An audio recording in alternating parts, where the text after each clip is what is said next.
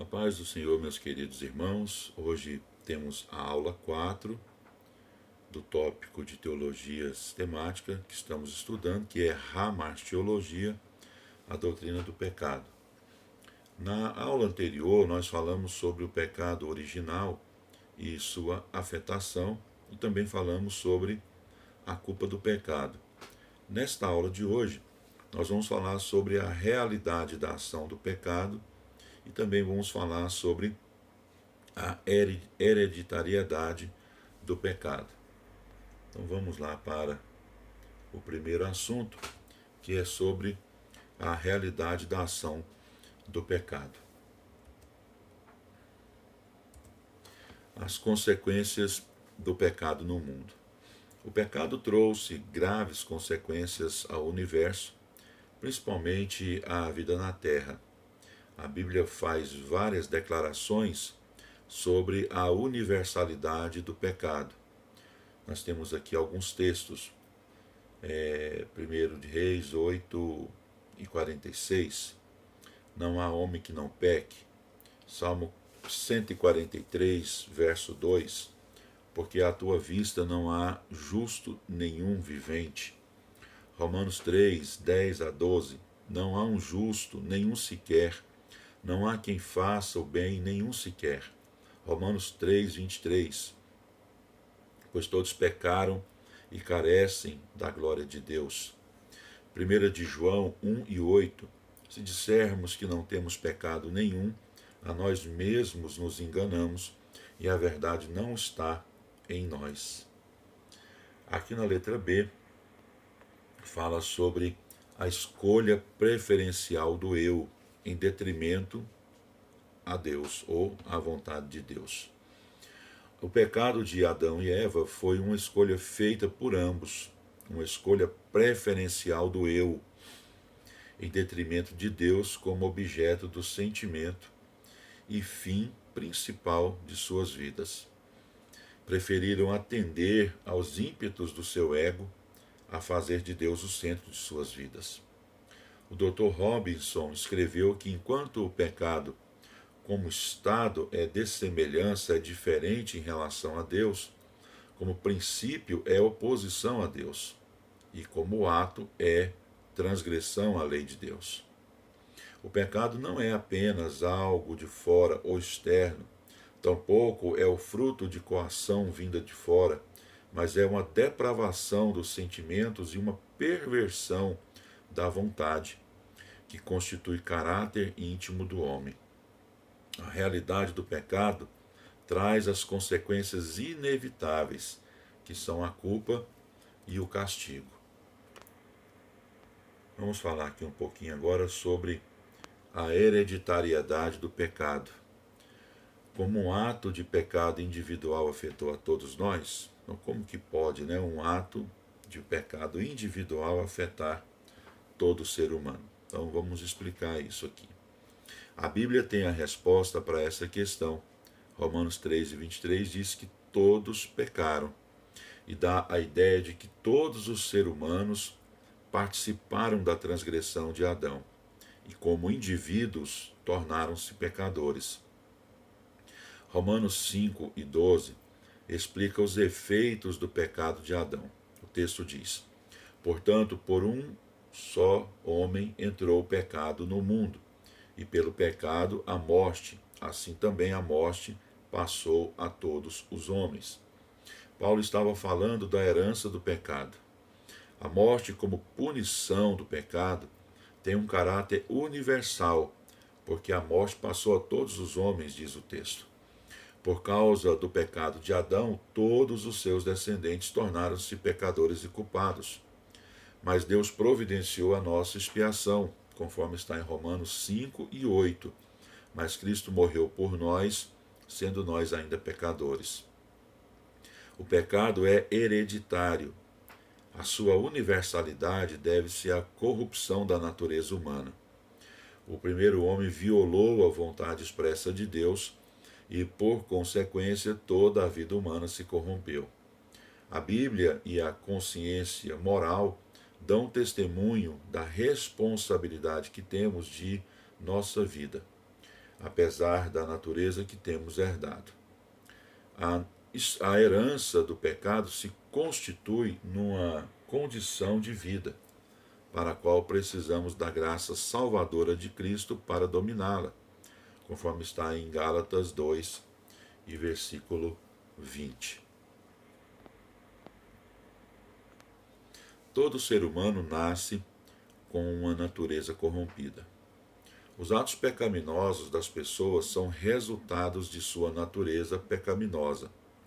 Natureza, no contexto desse estudo, é aquilo que é inato em cada pessoa, ou seja, a pessoa nasce com ela. Portanto, não há ser humano que não tenha nascido com a natureza corrompida.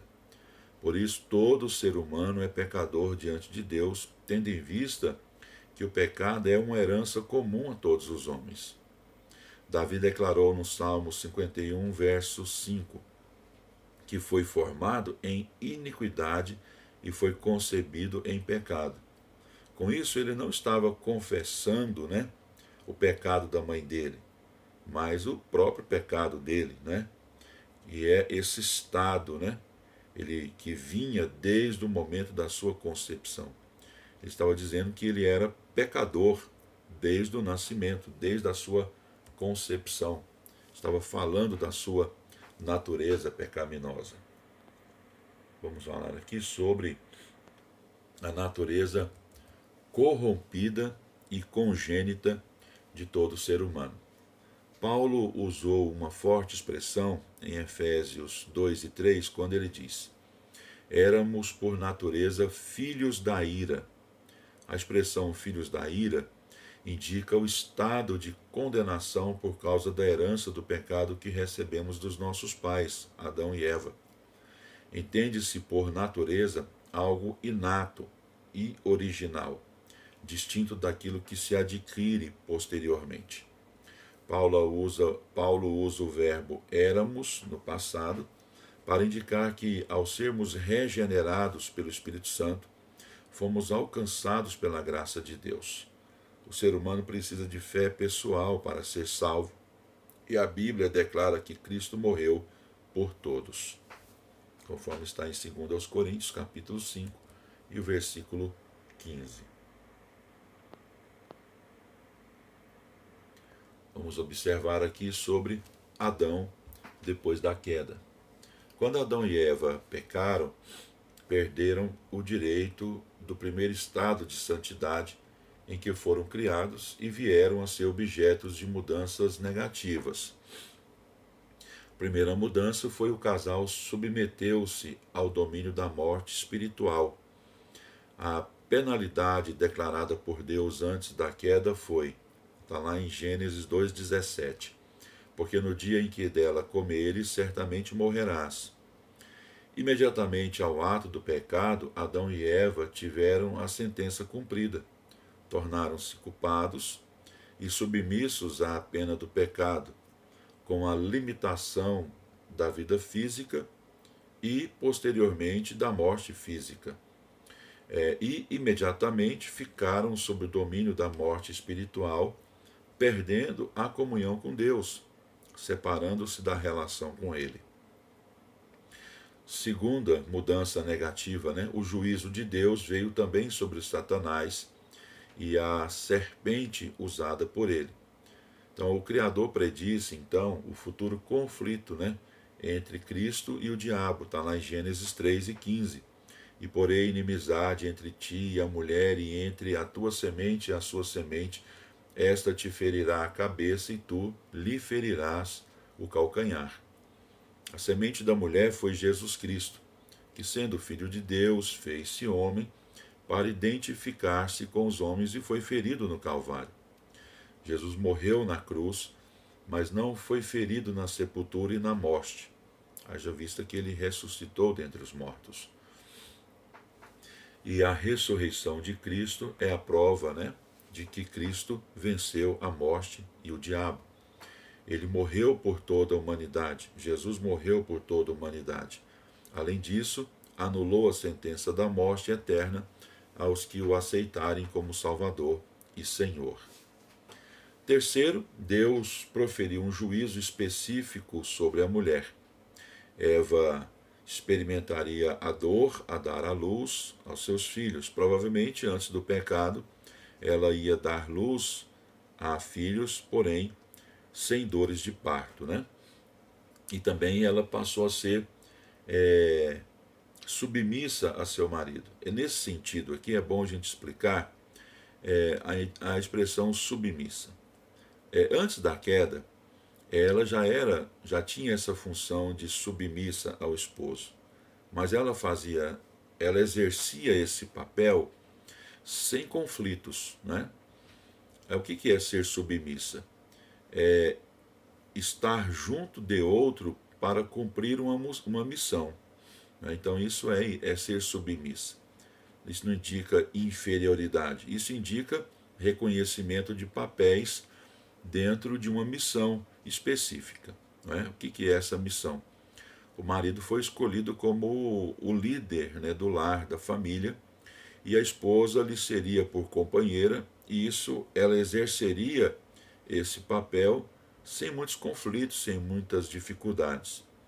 Mas com a queda, essa submissão da mulher ao marido, para ela passou a ser algo penoso, porque ela passa a buscar agora seus próprios objetivos, né? Tendo uma visão mais egoísta das coisas. Então é isso, né? Então ela teria dificuldade na realização desta submissão, né? Desta tarefa de ajudar o marido à liderança da família e do lar. Bom, uma maldição caiu sobre Adão, o qual teria que lavrar a terra. A terra também foi amaldiçoada com espinhos e cardos. Antes da queda, a terra ela gerava frutos com muita facilidade, né? E depois disso a terra passou a produzir com grandes dificuldades. Bom, vamos aqui para 3 imputações. Como resultado imediato da queda, todo o gênero humano foi atingido. A Bíblia menciona pelo menos 3 imputações decorrentes do pecado de Adão. A primeira, seu pecado foi imputado à sua posteridade. A segunda, seu pecado foi imputado a Cristo. E terceiro, Deus imputou sua justiça sobre os que creem em Cristo. Então, nesse sentido, a Bíblia revela que se efetuou uma transferência de caráter judicial do pecado do homem para Jesus Cristo, que levou sobre a cruz o pecado da humanidade. Isaías 53, versículo 5, João 1 e 29, 1 de Pedro 2, 24 e 1 de Pedro 3, 18.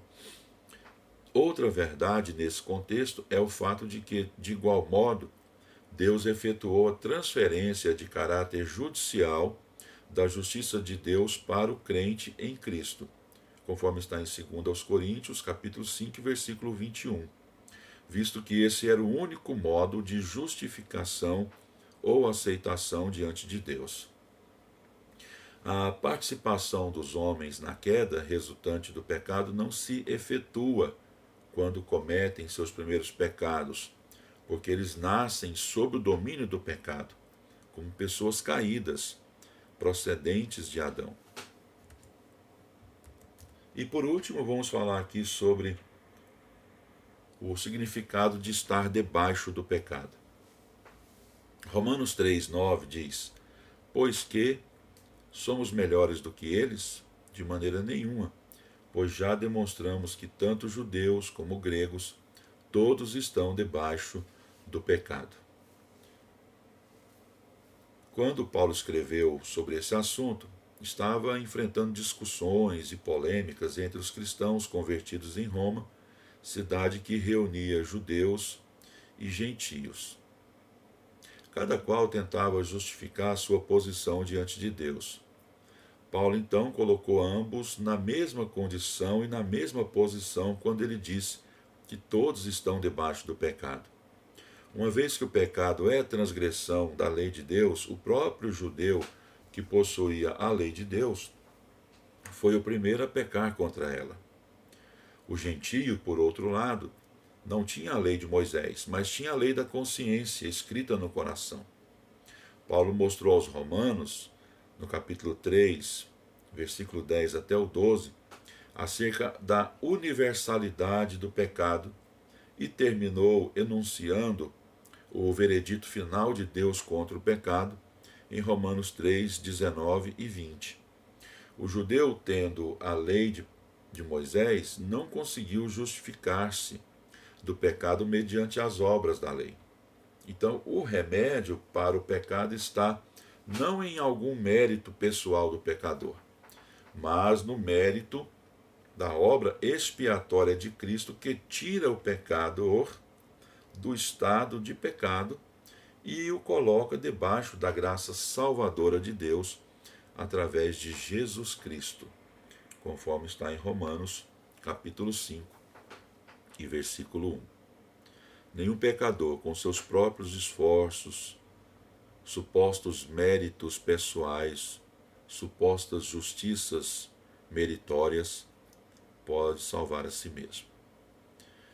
Todo homem é pecador, desde o seu nascimento. Por isso precisamos ser alcançados pela graça de Cristo e vivermos nela até o dia do nosso encontro pessoal com o Senhor na eternidade.